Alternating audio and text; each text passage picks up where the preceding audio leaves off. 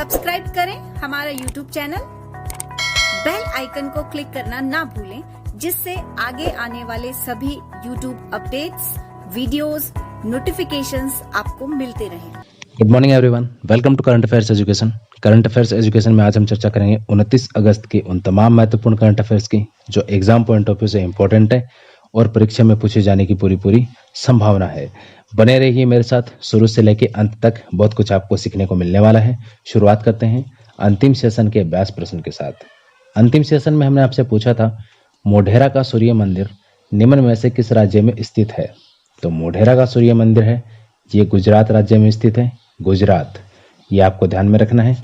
आप में से अधिकतर लोगों ने इसका सही जवाब दिया है। आगे बढ़ते हैं आज के करंट अफेयर्स की ओर। सबसे पहली जो इंपॉर्टेंट खबर है और एग्जाम में पूछे जाने की पूरी संभावना है 100%, वो है जापान के प्रधानमंत्री शिंजो आबे का इस्तीफा। जापान के प्रधानमंत्री हैं शिंजो आबे, इन्होंने अपने पद से इस्तीफा दे दिया। कारण बताया है स्वास्थ्य, कि मेरा स्वास्थ्य सही नहीं है, अब मैं इस पद पर नहीं रह सकता, इस वजह से तो इन्होंने इस्तीफा दे दिया है। ये आपको ध्यान में रखना है। नेक्स्ट आगे बढ़ते हैं। एक मोबाइल एप्लीकेशन है जिसका नाम है डीजी एनसीसी। डीजी एनसीसी है, ये किसके लिए शुरू किया गया है और किसके द्वारा शुरू किया गया है, देखते हैं। देश भर में एनसीसी कैडेट्स को ऑनलाइन प्रशिक्षण देने के लिए इसकी शुरुआत की गई। जैसा कि आप सभी लोग जानते हैं, कोरोना वायरस के इस काल में फिजिकली गैदरिंग पॉसिबल नहीं है और फिजिकल एक्टिविटी भी पॉसिबल नहीं है। इस वजह से यहाँ पे रक्षा मंत्रालय ने ये निर्णय लिया है कि हम डीजी एनसीसी के माध्यम से एनसीसी कैडेट्स को ऑनलाइन प्रशिक्षण देंगे और इस मोबाइल एप्लीकेशन को लॉन्च किया है रक्षा मंत्री राजनाथ सिंह ने दिल्ली से। तो ये आपको याद रखना है। नेक्स्ट आगे बढ़ते हैं। एक योजना है जिसका नाम है उड़ान। सबसे पहले मैं आपसे पूछना चाहूंगा, कमेंट करके मुझे ये बताओ कि उड़ान योजना कब शुरू हुई थी। उड़ान योजना कब शुरू हुई थी। हम चौथे चरण की बात करेंगे आज, उड़ान के चौथे चरण की, 4.0। जैसा कि मैंने लिखा है 4.0 का यहाँ पे मतलब है उड़ान का चौथा चरण। उड़ान योजना के चौथे चरण में 78 नए हवाई रूट सर्जित होंगे। 78 नए हवाई रूट है वो सर्जित होंगे इस चौथे चरण में। इसके अलावा इनका जो उद्देश्य है वो क्या होगा, देखिए। नॉर्थ ईस्ट यानी कि उत्तरी पूर्वी क्षेत्र, हिल एरिया और आइसलैंड, इनको कनेक्ट किया जाएगा एयर्स के माध्यम से। यानी नॉर्थ ईस्ट है, हिल एरिया है और आइसलैंड है, यहाँ में एयर कनेक्टिविटी देने का यहाँ पर उद्देश्य है वो रखा गया है। इसके साथ ही मैं आपको बता दूं, उड़ान योजना के तहत यानी कि 4 चरण को अगर मिला लें, उड़ान 1, 2, 3, 4, चौथे चरण की तो आपने बात अभी की है। अगर कुल हम बात करें पूरी उड़ान योजना की, तो उड़ान योजना के तहत अब तक 766 रूट हैं वो मंजूर हो चुके हैं। ये आपको ध्यान में रखना है। नेक्स्ट आगे बढ़ते हैं। भारतीय रेलवे के विभिन्न लक्ष्य। देखिए, भारतीय रेलवे ने अभी विभिन्न प्रकार के लक्ष्य रखे हैं। कौन कौन से हैं, वेरी इंपॉर्टेंट, जानना जरूरी है बिकॉज एग्जाम में पूछे जाएंगे। देखिए, 2030 तक 33 बिलियन यूनिट्स से अधिक ऊर्जा खपत जरूरतों को पूरा करने में भारतीय रेलवे सक्षम होगी। यहाँ पर यह दावा किया गया है। देखिए, इसके लिए रेलवे क्या कर रहा है वो भी मैं आपको बताऊंगा। वर्तमान आवश्यकता 21 बिलियन यूनिट, यानी कि वर्तमान में जो हमारी आवश्यकता है रेलवे की वो 21 बिलियन यूनिट है। लेकिन इन्होंने दावा किया कि 2030 तक 33 बिलियन यूनिट से अधिक ऊर्जा खपत है, उसकी जरूरतों को हम पूरा कर सकते हैं।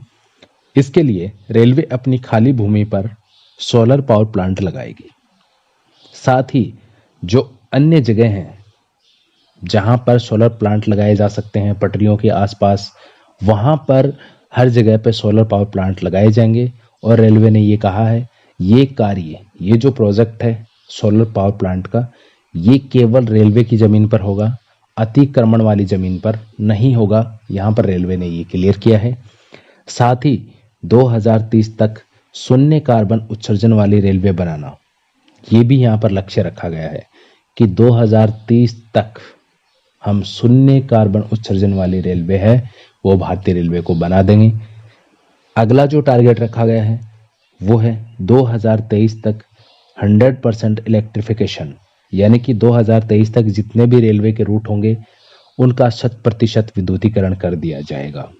किसी भी प्रकार से ये नहीं रहेगा कि कोई रूट है वो इलेक्ट्रीफाइड नहीं हुआ है।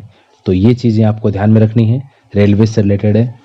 नेक्स्ट आगे बढ़ते हैं। एक व्यक्तित्व है, नाम आता है AR लक्ष्मणन। ये कौन थे? हाल ही में हृदय गति रुकने से इनका निधन हो गया है और ये राजस्थान आंध्र प्रदेश के मुख्य न्यायाधीश रह चुके हैं। यानी राजस्थान और आंध्र प्रदेश हाई कोर्ट में मुख्य न्यायाधीश ये रह चुके। इसके अलावा सुप्रीम कोर्ट के न्यायाधीश ये 2002 से 2007 तक रहे। विधि आयोग के अध्यक्ष भी ये रहे हैं। AR लक्ष्मणन, वेरी इंपॉर्टेंट, याद रखेंगे। नेक्स्ट आगे बढ़ते हैं। एक नृत्य है जिसका नाम है पुल्लिकली नृत्य। ये केरल में मनाया जाता है अक्सर। पुल्लिकली नृत्य है, ये केरल में होता है। देखिए, एक पर्व होता है, एक त्योहार होता है वहाँ पे, ओणम। ओणम पर्व के अवसर पर ये नृत्य किया जाता है और ओणम त्योहार है, ये फसल कटने के उपलक्ष्य में मनाया जाता है। तो ये आपको याद रखना है, पुल्लिकली नृत्य केरल का है, ओणम के अवसर पर किया जाता है। ओणम क्या है? ओणम एक त्योहार है केरल का जो फसल कटने के उपलक्ष्य में मनाया जाता है। इसके अलावा कथकली, मोहिनी अट्टम, ये केरल के अन्य प्रमुख नृत्य हैं जो आपको याद रखने हैं, अक्सर एग्जाम में पूछे जाते हैं, कथकली और मोहिनी अट्टम। नेक्स्ट आगे बढ़ते हैं। PM जन धन योजना यानी प्रधानमंत्री जन धन योजना अभी ये चर्चा में है बिकॉज इसकी शुरुआत हुई थी 28 अगस्त 2014 को और इस वर्ष इसने अपने 6 वर्ष पूरे कर लिए हैं। तो 28 अगस्त 2020 को इसके 6 वर्ष पूरे हो चुके हैं। ये आपको याद रखना है, वेरी इंपॉर्टेंट।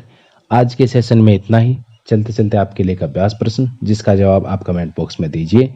सही जवाब हम आपको अगले सेशन में इसका देंगे। महिला समानता दिवस प्रतिवर्ष कब मनाया जाता है? 23 अगस्त, 24 अगस्त, 25 अगस्त या फिर 26 अगस्त? इसका सही जवाब आप लिखिए कमेंट बॉक्स में। मिलते हैं अगले एपिसोड में, तब तक के लिए गुड नाइट, नमस्कार।